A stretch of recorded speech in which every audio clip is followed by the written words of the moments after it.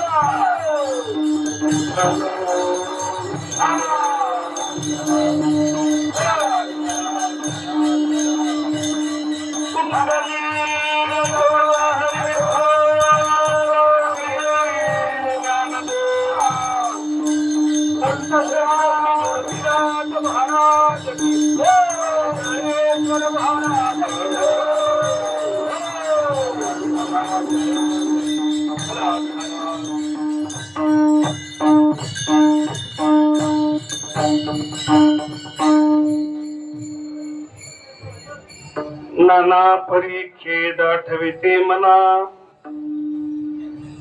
नाना परीक्षेत आठविते मना, आता नारायणा सिद्धी न्यावी. बोलू नका कोणी, बोलू नका. समाधीची केली आरती पंचारती, राहिला निवृत्ती स्वरूपी तुझ्या.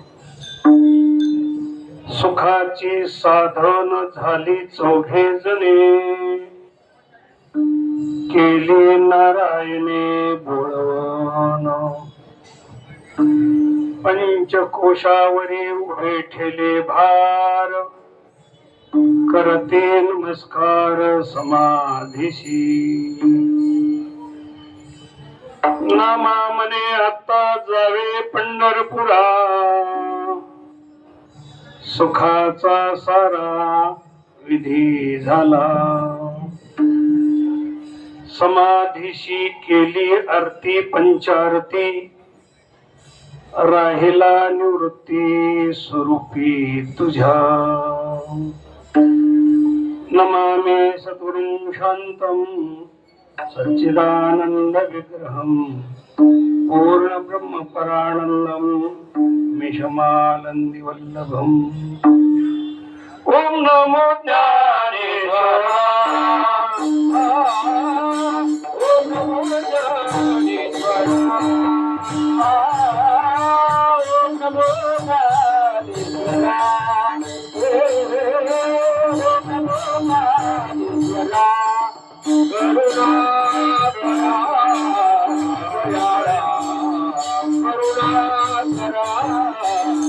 दयाळा दयाळा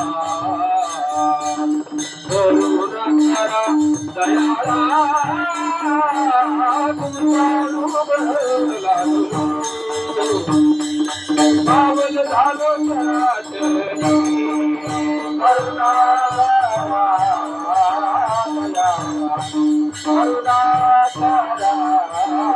दया करुणा करा दयाळा.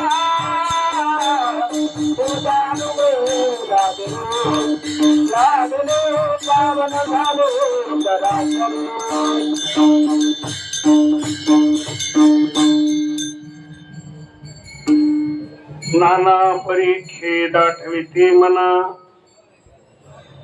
आता नारायणा सिद्धी न्यावी. समाधीशी केली आरती पंचारती, राहिला निवृत्ती स्वरूपी तुझ्या. संत नामदेव महाराजांनी जे हे परब्रह्म मूर्ती जगे अवतरले आणि आपलं अवतार कार्य पूर्ण करून स्वरूपामध्ये ऐक्य पावले. त्या प्रसंगाचे साक्षीदार संत नामदेव महाराज आहेत. आणि म्हणून नामदेव महाराजांची ही समाधी प्रकरणातला, निवृत्तीनाथाच्या समाधी प्रकरणातला नामदेव महाराजांचा अभंग आहे. आता प्रस्तावित काहीच करणार नाही. सर्वांना माहिती दिंडी आळंदीहून आली आणि आज सासवडला मुक्कामी, हे सर्वांना माहिती. ते सांगण्यामध्ये वेळ घेण्यात काही अर्थ नाही. महाराजांनी सांगितलं रेसिडेन्सी एरिया, मोरया रेसिडेन्सी मध्ये पंगती सांगितली. तेव्हा त्या दात्यांना अधिक पुन्हा पुन्हा स्तुती करून लाजवणं हे काही योग्य होणार नाही.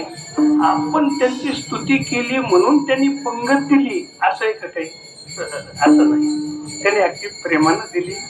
आपली दिंडीच्या वतीनं कृतज्ञता व्यक्त करावीच लागते. महाराजांनी हरिपाठ झाल्यावर ती कृतज्ञता व्यक्त केली, त्यांचे आभारी मानले. आता अगदी थोड्या वेळामध्ये आपल्याला समाधी प्रकरण पाहायचंय. संत निवृत्तीनाथाचा समाधी सोहळा आजच्या दिवशी आहे.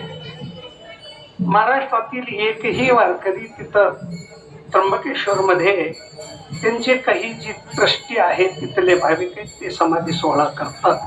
पण निवृत्तीनाथाच्या समाधीचं प्रकरण मात्र महाराष्ट्रातले एकाही वैष्णव वारकऱ्याला ऐकायला मिळत नाही.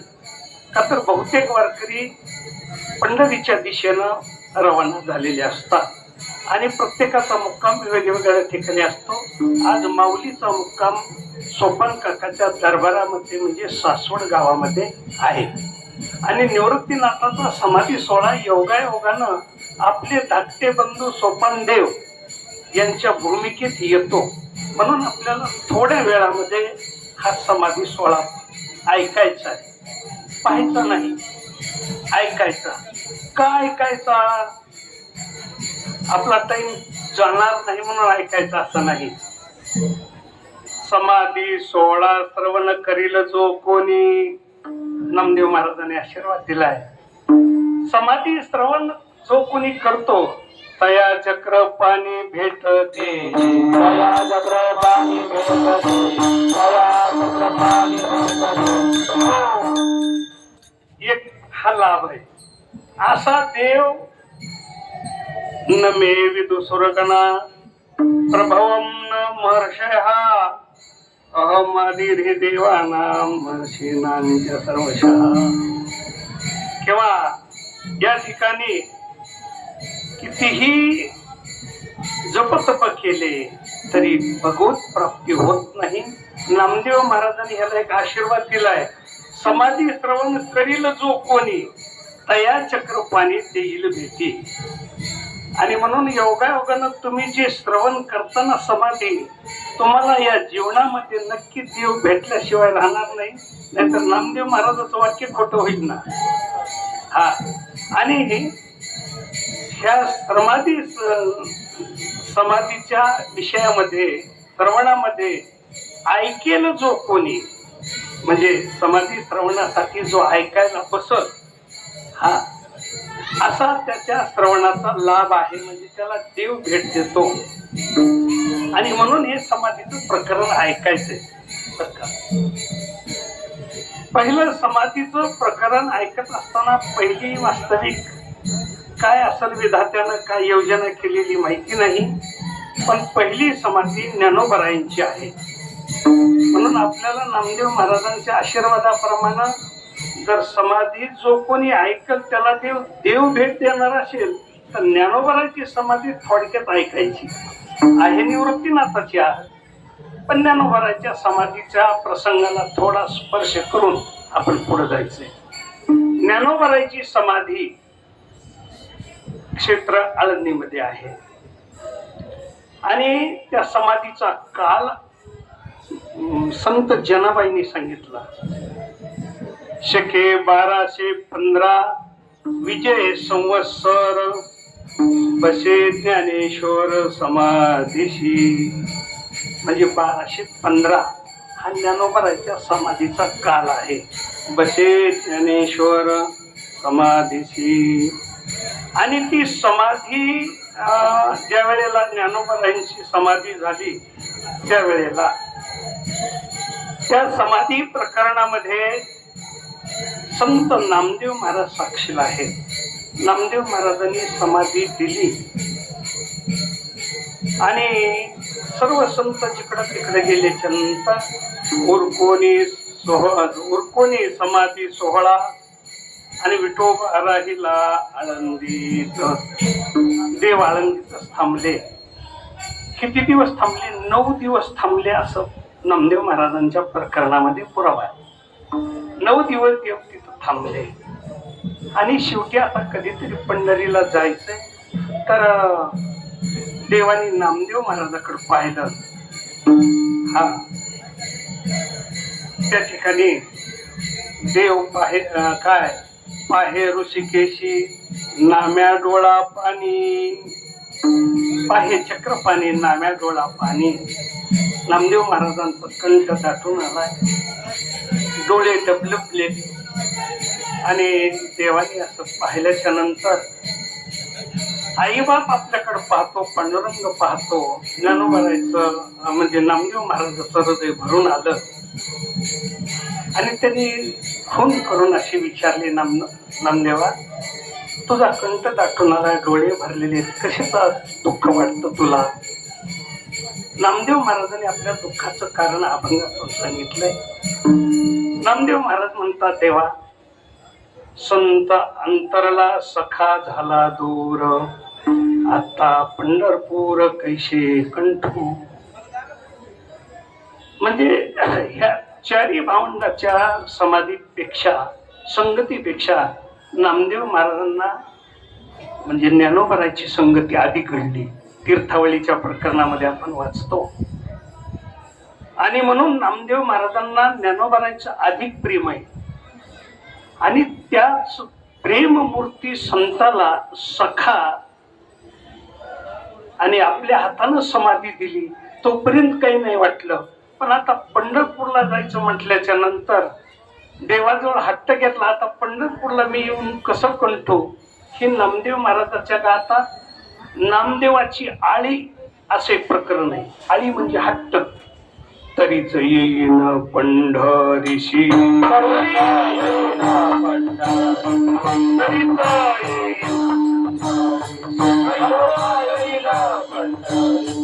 भेट होईल त्यादेशाचे, भेट होईल त्यादेशाचे.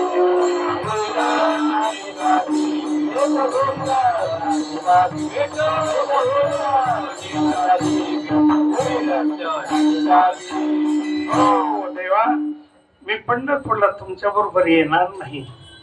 भेट होईल ज्ञानेशाची.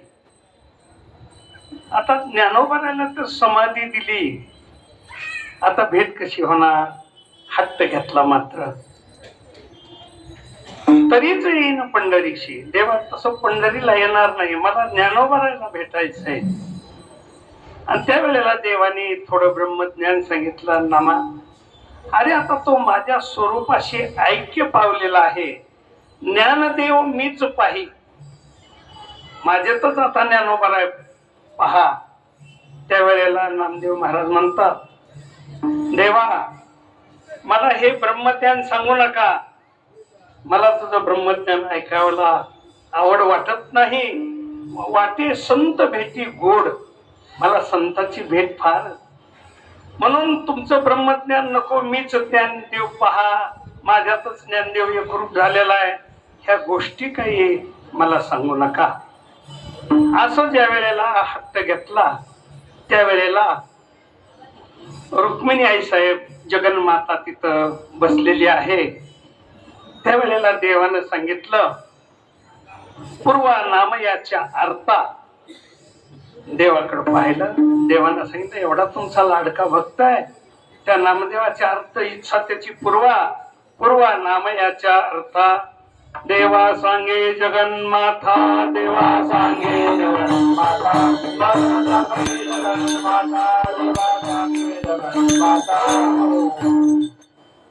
आता आई साहेबाचा हुकूम आला. आई साहेबांनी सांगितलं, माझा लाडका भक्त म्हणता, त्यानं हट्ट घेतला आणि तुम्ही सर्वज्ञ आहात, कर्तुम अकर्तुम शक्ती तुमच्यामध्ये आहे, काही करा पण नामदेवाचा हट्ट मात्र पूर्ण करा.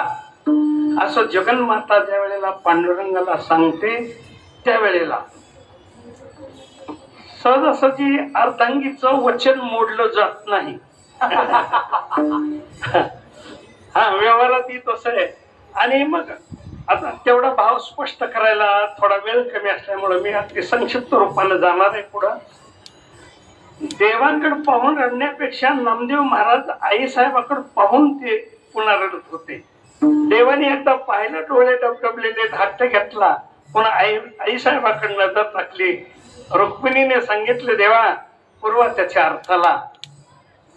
आता देवाला मात्र संकट पडलं आणि त्यांनी सांगितलं, इतका हट्ट घेतोय तो आणि मग तुम्हाला त्याचा हट्ट पुरवणं होत नाही का?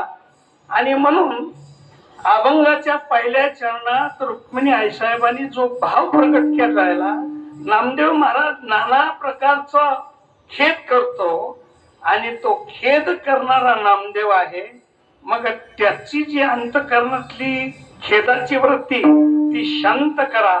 अभंगाच्या पहिल्या चरणात परिखेद आठवी सोवाना, नान परिखेद आठवी सोवाना, नान परिखेद आठवी सोवाना, नान परिखेद आठवी सोवाना.